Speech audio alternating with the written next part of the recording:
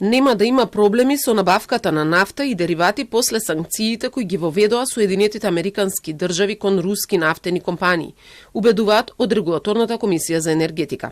Сепак можни се промени во малопродажните цени кои зависат од курсот на доларот и берзанските цени врз кои ќе влијаат санкциите, велат од РКЕ.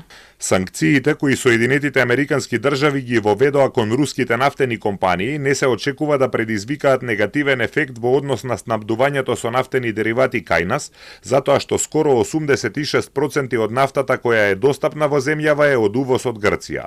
Но овие санкции влијаат врз берзанските цени кои заедно со курсот на доларот се земаат предвид при формирањето на малопродажната цена на нафтените деривати. Според годишниот извештај на РКЕ за 2024 година, трговците на големо со нафта, нафтени деривати, биогорива и горива за транспорт го вршеле увозот на нафтените деривати во земјава од 11 држави.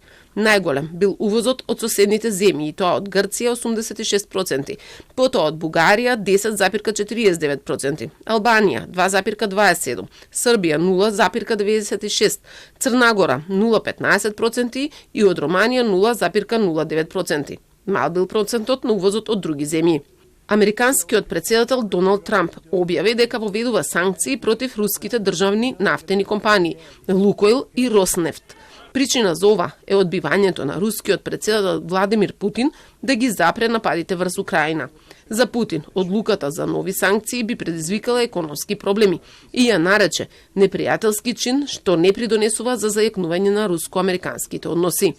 Во меѓувреме и 4 кинески државни компании, меѓу кои Синопек, откажаа неколку купувања на сурова нафта кои се одвиваат по морски пат. Но од Министерството за надворешни работи на Кина, како што пренесуваат светските медиуми, рекле дека Кина постојано се спротивставува на едностраните санкции кои немаат основа во меѓународното право. Сепак се очекува САД и Кина на состанокот во Јужна Кореја следната недела да постигнат напредок кон поширок трговски договор по период на затегнати односи.